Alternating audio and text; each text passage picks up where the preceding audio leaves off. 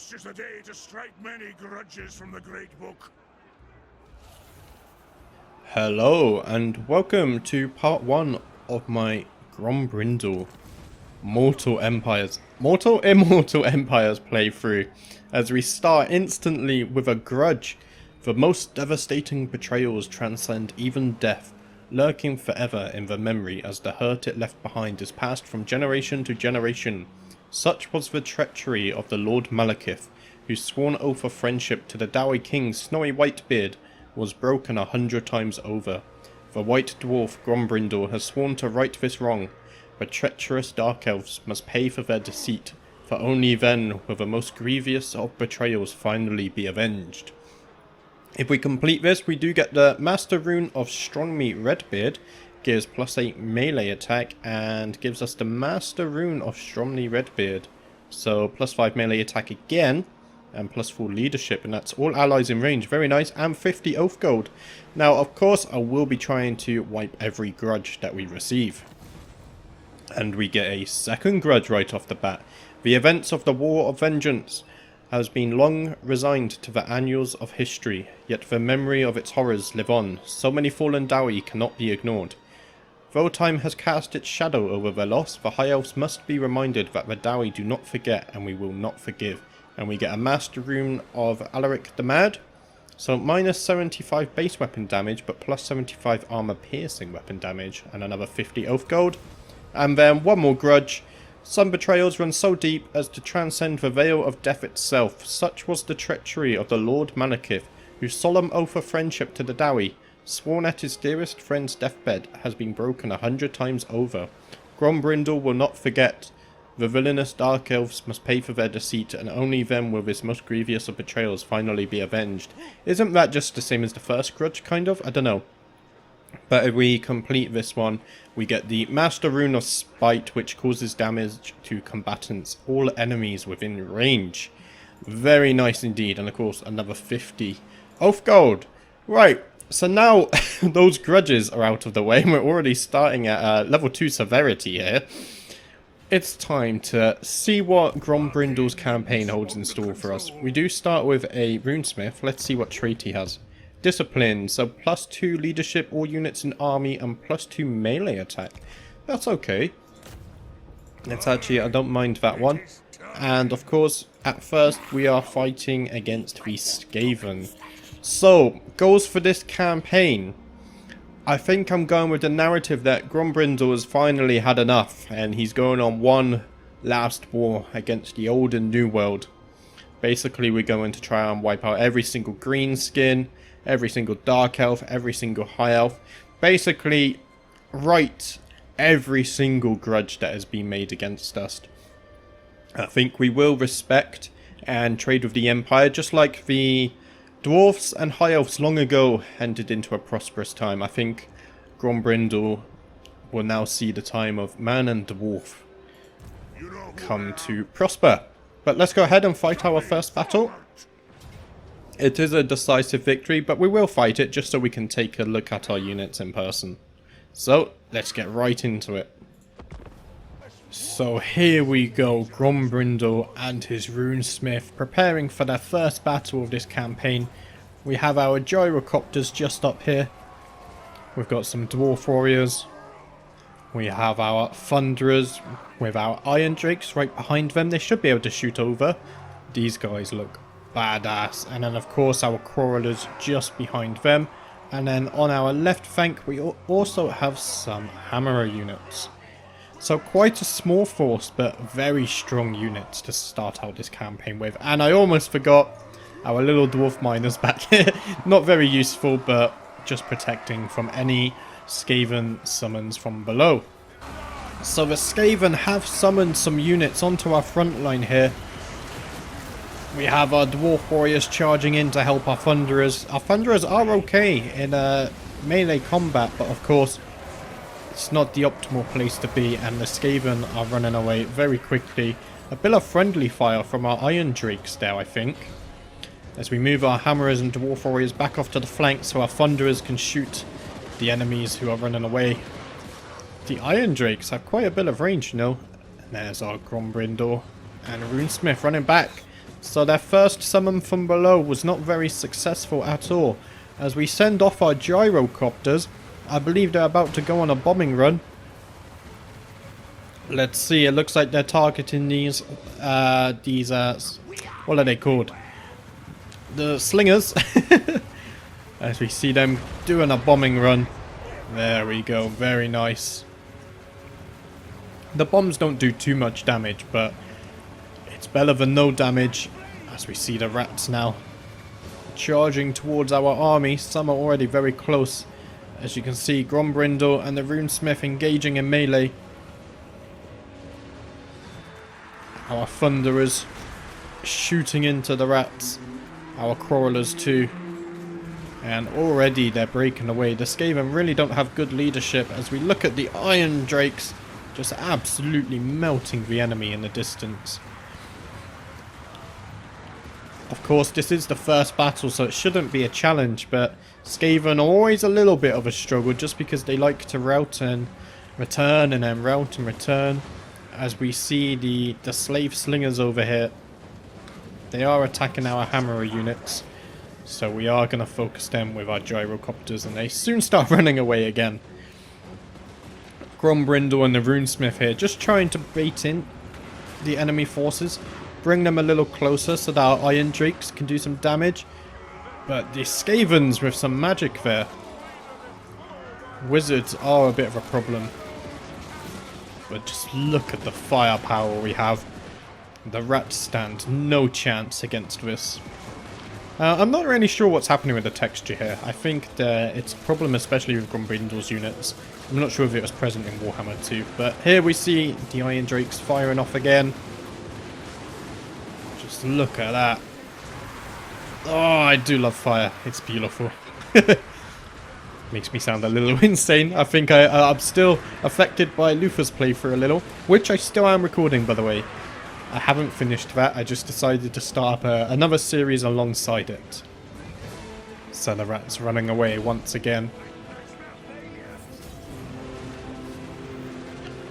It's not looking good for them, though. I don't think it'll be too long before the victory is ours. Again, Grombrindal and the Runesmith just being patient, running out, running backwards, trying to draw in the enemy. Oh, just listen to those Thunderer units as the enemy lord decides to engage one-on-one with Grombrindal. And Grombrindal sends him absolutely flying. And we actually move our Thunderers forwards a bit here because our Iron Drakes are struggling to fire. And there we go. Instantly that helps them to fire over the heads of their Dwarf allies. Oh, the sound of a volley of Thunderers. You love to hear it. And just like that, a decisive victory. There we have it, a decisive victory over the Skaven to start things off. We did lose 6 units, so could have played a bit better, but yeah, our Thunderers doing a lot of damage. 143 kills, our Crawlers doing well as well. And, you know, Grombrindal could have got a few more kills, but really he was just trying to baiting the enemy. But yeah, that's a good first battle versus the Skaven. Let's head back to the campaign map. So there we have it, a decisive victory. Only 37 gold for the treasury, but we do get 725 experience, which to be honest is also very low compared to some other campaign starts. Where we take a look at the options, we can either drink to victory, this triumph deserves a celebration, bring out the bugmans. Or we can execute and loot, there can be no dead weight. For many grudges remain, strip the bodies of the valuables and move on. I think just from a roleplay point of view, when it comes to anything like greenskins and stuff, we will execute and loot. Sir Skaven, greenskins, Dark House, because good old Grombrindal here does want to remove these threats for good. So let's go ahead and execute and loot for the extra 218 gold and 27 oath gold, which is very nice early on. The sooner we get to 50 oath gold, the sooner we can get a rune of spite. So, enemy killed in battle. Faramut, our enemy belonging to Clan Septic, has perished in the battle at Elder Spire, Iron Coast. There we go. So, Grombrindal didn't get a level up, which is very unusual. Usually, I think every single legendary lord I've tried so far has got a level up from their first battle. But let's march onwards and take Elder Spire. So it does say we should get a decisive victory here. Now we could auto-resolve it, but I feel we might take a lot of casualties. But knowing my skill at sieges, we will also take a lot of casualties. But I'm only going to get better by fighting them. So let's go ahead and fight this one and see our units in battle once more. So here we go for the first siege of this campaign playthrough. Again, we can see Grombrindal and the Runesmith leading the charge. Gyrocopters also going on ahead. Are we going to see a bombing run? We are. Oh, there we go. Firing both loads of their bombs. A few dead Skavens, but better than none dead. And I think I actually go in to send the Gyrocopters here to destroy their tower, just to make sure it's not doing any damage to us. But as you can see, oh, the Skaven have summoned some rats behind us.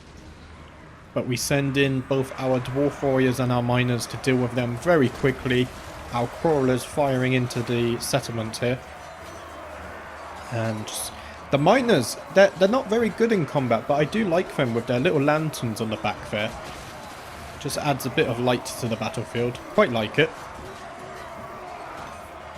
But yeah, it shouldn't be too long before these Skaven break. Their leadership, not very good at all. We go over here, we can see our Runesmith throwing off a buff. Our Iron Drake's getting into position here. And they don't seem to be firing. There we go, firing into the enemy. Oh, absolute carnage as we look at the aftermath of that. And you can see Grombrindal just to the right of the screen now, the Runesmith trying to draw in the Skaven, but some of them have broken through. The last thing we want is our Iron Drakes to be stuck in arm-to-arm combat, but it actually looks like they're breaking and running away. Let's see if our Thunderer units can deal with them. And in the background, the Skaven have been defeated. Our Miners and Dwarf Warriors making very short work of them. So we send in the Hammerers to deal with these retreating forces. But yeah, it shouldn't be too long till they're dealt with too. As we reposition our Iron Drakes, just so they can get a bit of a better angle on the enemy here. And Grombrindal and the Runesmith make it, just moving further back, just so we don't get any more breakthroughs.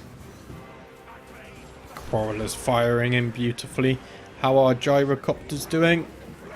I think they're over here, firing on some Skaven units. No, they're firing on the tower. There we go. Making very short work of that. Let's see if we can get a good shot of our Iron Drakes firing off into the Skaven here. Look at that. Wow, you would not want to face some Iron Drakes in a real battle, would you?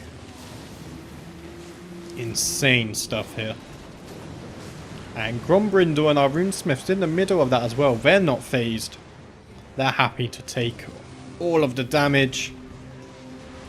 Working together with the Iron Drakes there to get plenty of kills. If we just look at the sea of dead rats here.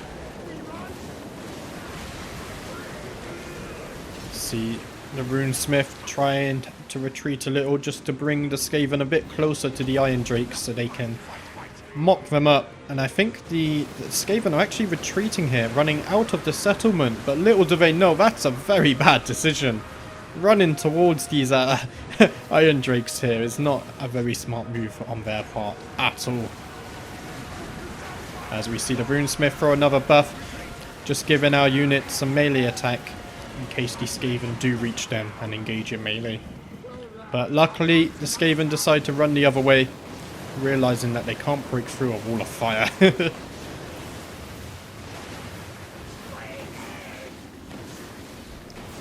There we go, just look at the sea of dead bodies here.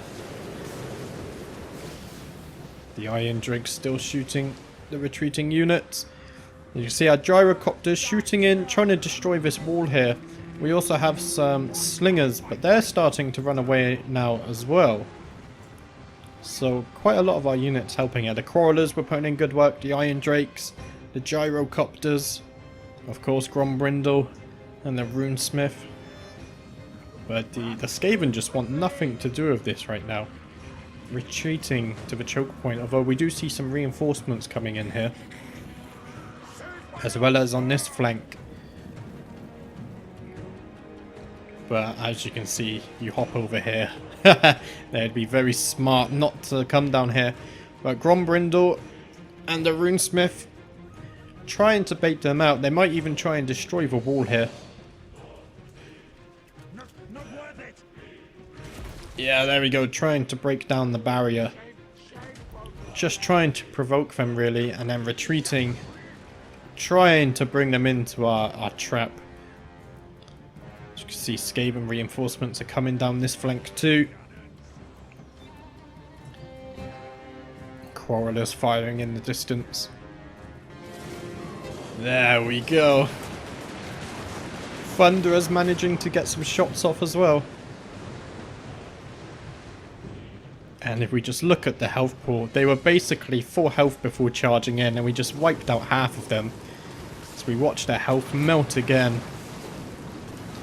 These Skaven really do not stand a chance against Iron Drakes. They're an incredible unit, and of course, Grombrindal does buff them too later on in his skill tree, so that'd be very nice to see. On the left, we can see some Skaven spearmen coming in as Grombrindal and the runesmith charge in, trying to bait them out.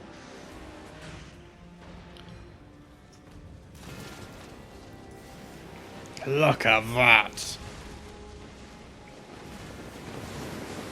And the runesmith throwing a buff just to buff up the melee attack of himself and Grombrindal here, as they both charge in. But yeah, I don't imagine it will be too much longer before the Skaven completely break and all of their forces retreat. Again, not making a very good decision here to run towards our units, but I think they are all in full retreat now because we did see the barrier blow up. So I think the settlement has fallen, and now we're just mopping up the remaining units. And there we go, a decisive victory. There we go. That was much better than the sieges in my Luther playthrough so far. We lost 3 units, and look at our Iron Drake. 742 kills. Insane. Of course, Grombrindal just trying to bait in the enemy there, and yeah, our Iron Drake's putting in work. And I believe Grombrindal also buffs Iron Drake, so I think I will actually want to get more of these. Just imagine a whole front line of just flamethrowers. But yeah, that was fun. I enjoyed that one. Let's get back to the campaign map. So a decisive victory. Again, only 98 gold for that, but we did get 1.3k XP and also an obsidian lodestone, which gives us 20% spell resistance. That's actually very nice, because the Skaven do have quite a few wizards, and Malekith also has his magic when we eventually go and get our revenge for the old times. So let's go ahead and occupy. We could sack it. 76 oath gold is a lot, and we would be able to get our rune of spite. If we sack it and then occupy it. You do not capture the settlement, but instead steal wealth and damage buildings. All captives are enslaved. Control is reduced and the previous owners will like you a lot less. And then you occupy the settlement.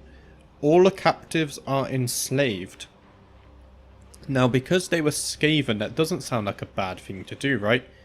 Yeah, let's sack it, and then hopefully we can still occupy this turn.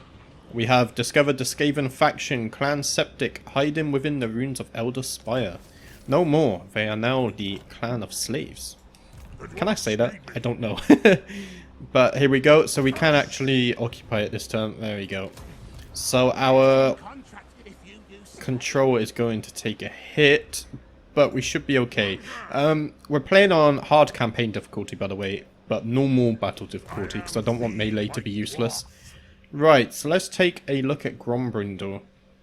Now, do I want to just turn Grombrindal into an absolute unit, or should I go ahead and buff some of my units first? It's always a tough one, because I really want him to be a badass. But at the same time, I really want... I don't... Oh, that's powerful. Campaign movement range plus 5% for all characters faction-wide. And it goes up to 15%. Okay. Enemy battle reinforcement time. Wow. This could actually be extremely useful, the blue line. I'm almost tempted to go. Income from trade tariffs is a bit useless in the early game because we don't have anyone to trade with. Of course, red tree is red tree. That's good just for buffing our army. Grombrindal already is quite tanky.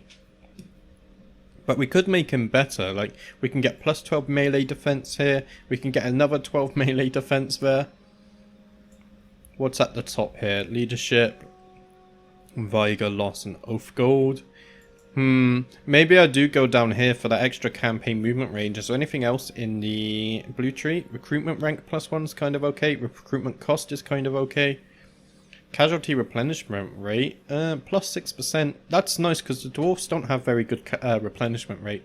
Global recruitment capacity +1 is strong, and lightning strike. Although they've changed it, +50% enemy reinforcement time is amazing because it gives our gunpowder units time to kill the enemy. Do you know what? I will go down the blue tree and get the campaign movement range first off. So let's get Legendary Commerce and Absolutely Relentless. So right now we have +5% campaign movement range for all characters faction-wide. And then if we take a look at Jamek, which we do need a name for him by the way, so if you have any name suggestions, comment them below. We can get Scouting, Cleanse Corruption, Hinder Replenishment. I think we just unlock his runes, right? I want the Rune of Wrath and Ruin. So let's get 1 point into the Rune of Speed. Now that's done, let's take a look at our buildings here. We will need to repair this, which kind of sucks. Let's go ahead and repair that. Should we upgrade this to get Quarrelers? We can get Dwarf Warriors already. Now, do we have a siege attacker? I just realised, because we're going to have to attack this soon. Grombrindal isn't a siege attacker. I don't think this guy is. How do I see it? Yeah, he's not a siege attacker. These guys aren't. Yeah, we don't. I think it's artillery, right, which are the siege attackers for the doors. Yeah, we have no siege attackers. Okay.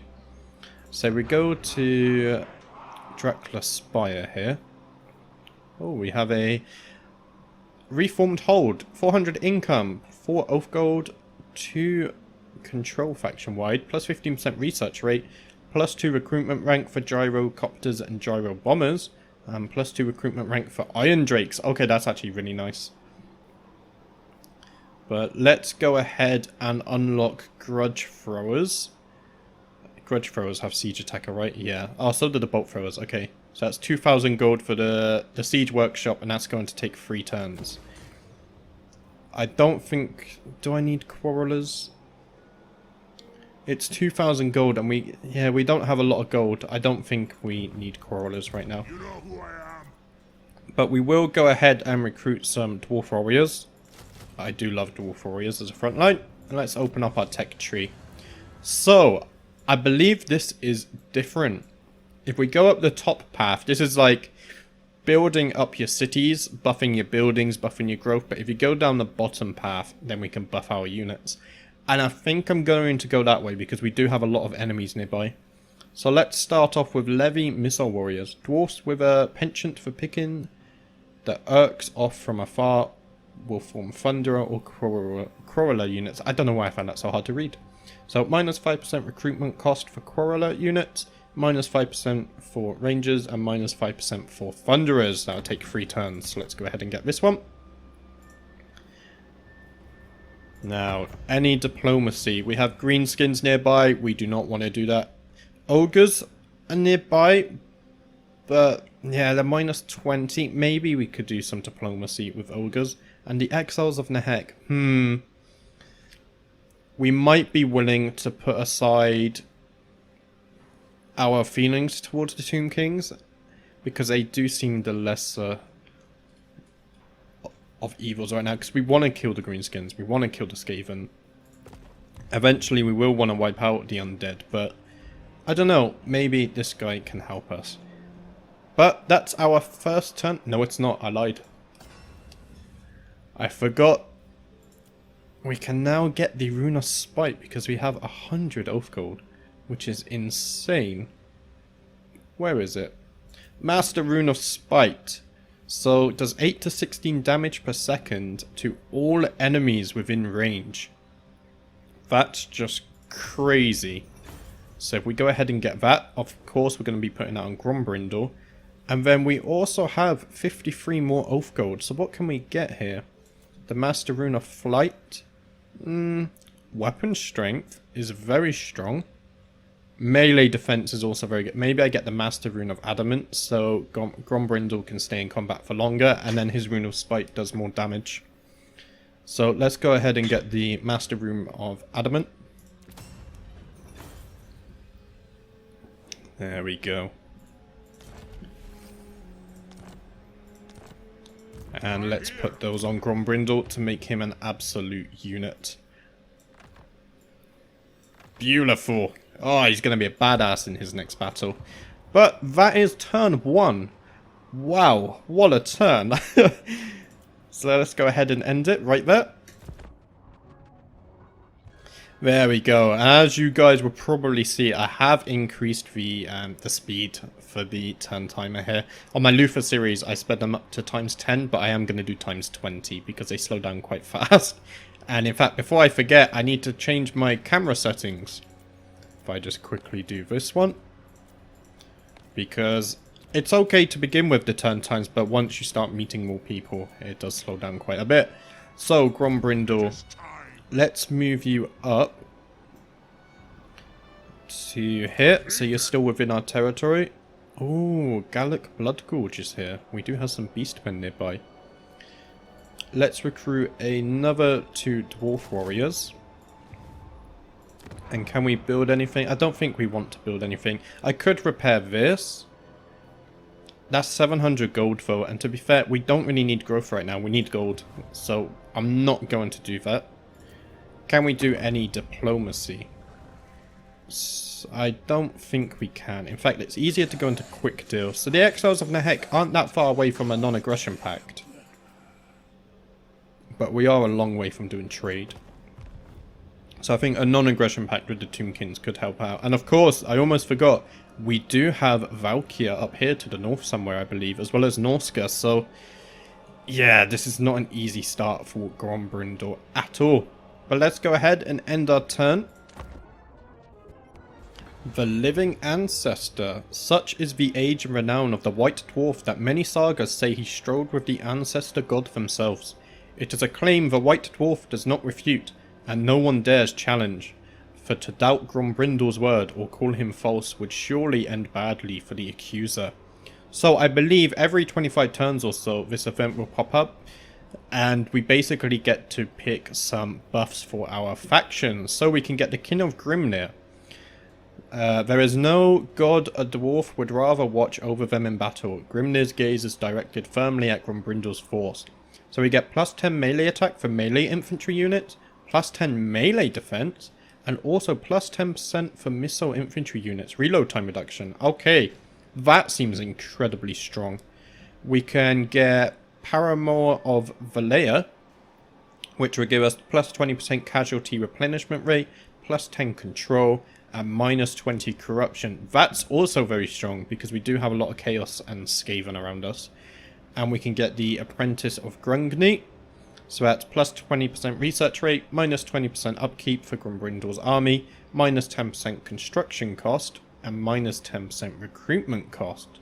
That's also another strong one. And then the White Dwarf, Grombrindal's Fury. We can get plus 10 melee attack, plus 15 melee defense, and plus 30% weapon strength. But that's only for Grombrindal. That is insane. So I think it's either the King of Grimnir or the White Dwarf. I think maybe we go with the King of Grimnir because Grombrindal, at least in the lore, does inspire his army. So maybe we go with this and have his army get buffed just for him being here, and of course having Grimnir's strength. Let's go for King of Grimnir. That will be a very nice buff. Now, we only have a 14 stack, and we can attack the Altar of Ultimate Darkness. We can't see their garrison right now. Do we attack? That is the question. We have Dwarf Warriors. We have Crawlers. We have an Iron Drake. We saw what our Iron Drake unit can do. You know what? I think we go for it. Let's do it. Oh, it's going to be a close victory. We can't attack this turn either because we don't have a siege attacker. But the longer we waited, the more likely they would have got reinforcements. I think we can take this force. But they're going to get reinforcements next turn anyway. Okay. So what's more useful, a siege tower or a battering ram? I don't think it really matters. Let's just build a battering ram. Yep, just the one. And continue the siege. And Skaven revealed. We have discovered the Skaven faction, Clan Septic, hiding within the ruins of Altar of Ultimate Darkness. Very nice. And we do have... Who are these guys? Mung from Norska up here. I don't believe he's a legendary lord. I think he's a generic lord. But yeah, I can foresee them becoming a problem quite fast. So before we go east to Malekith, Malekith's actually here, I think we will have to go north and just raise this. Just so we have a buffer between us and Norska. But that should be everything for this turn. Can we build anything? Nope. So let's go ahead and end the turn. Underway interception. Do you wish to intercept enemy forces moving underground nearby? Oh wow, we've caught Clan Septic here trying to sneak under us. Can we auto-resolve that or will we take damage? I think maybe we manually fight this just to make sure we take no casualties because we are in the middle of a siege and I just... Okay, those are our runes. I was going to say, how do we have two purple weapons? So let's go ahead and fight this and kill the reinforcements that were coming to the siege. So here we go for our first battle in the Underway. We have quite a nice little vantage point here on a hill, so our Iron Drake unit should be able to shoot over, as well as our Thunderers. Of course, our Quarrelers will be okay anyway. But there is one flaw in this setup I didn't foresee at the beginning. If you can see it, well done to you. If you can't, then you will see it throughout this battle as we wait for the Skaven to advance. So the Skaven coming up from the ground. Luckily they're targeting our front line, but here you can see the flaw I mentioned. I didn't think about the Skaven being summoned like this, and our Iron Drakes are committing all kind of levels of friendly fire here. It's not good at all. I mean, we're killing the rats, but we're also killing some of our own dwarfs here.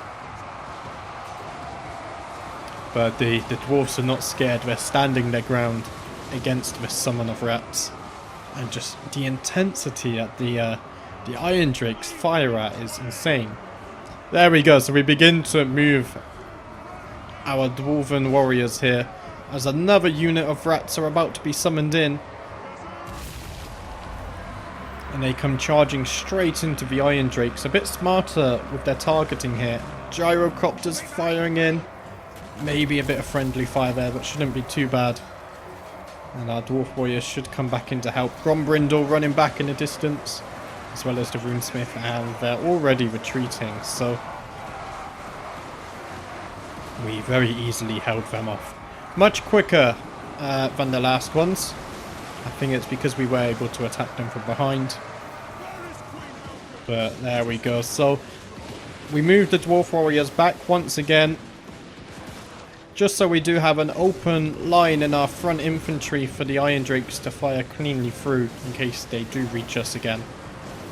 But yeah, the Skaven marching in full force, taking a ton of damage from the Iron Drakes. Gyrocopters also firing in, Thunderers, Quarrelers.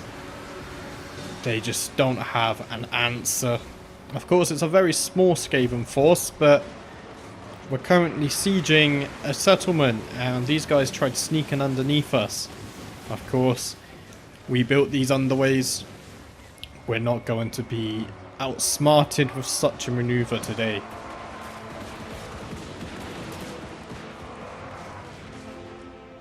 And I think we're firing on the enemy lord here, who decides to stay at ranged.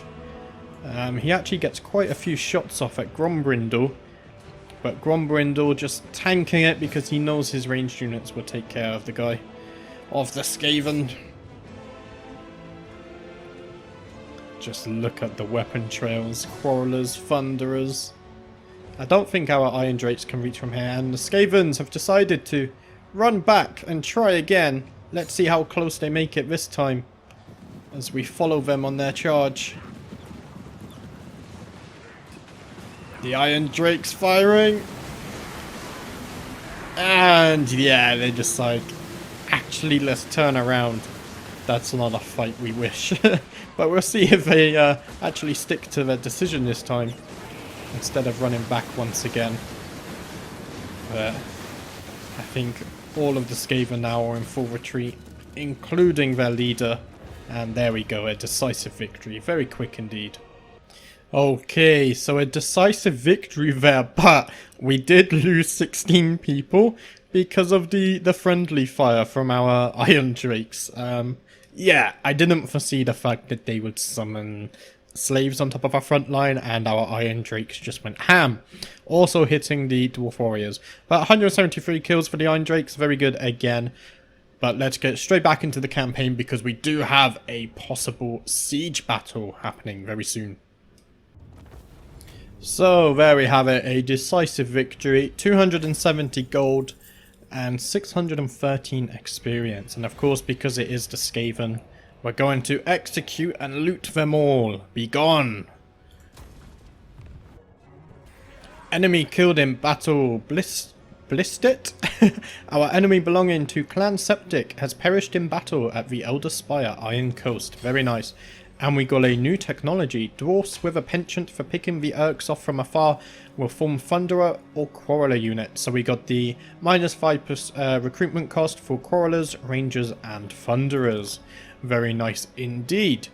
So now that the supporting army is gone from the Altar of Ultimate Darkness, we have their army and they have taken attrition. I do wonder, should we attack this turn or should we wait out the attrition? We are basically at full health. And we do have our Iron Drakes who can help us a lot. But these are going to be decisions for part 2, as that's all I have time for today. So if you did like the video, make sure to leave a like. And if you have any name suggestions for our runesmith here, then leave them in the comments below. And then for future episodes too, come back to this episode and just leave name suggestions here. But yeah, anyway guys, thanks for watching. I'll be back tomorrow with part 2. I will see you then.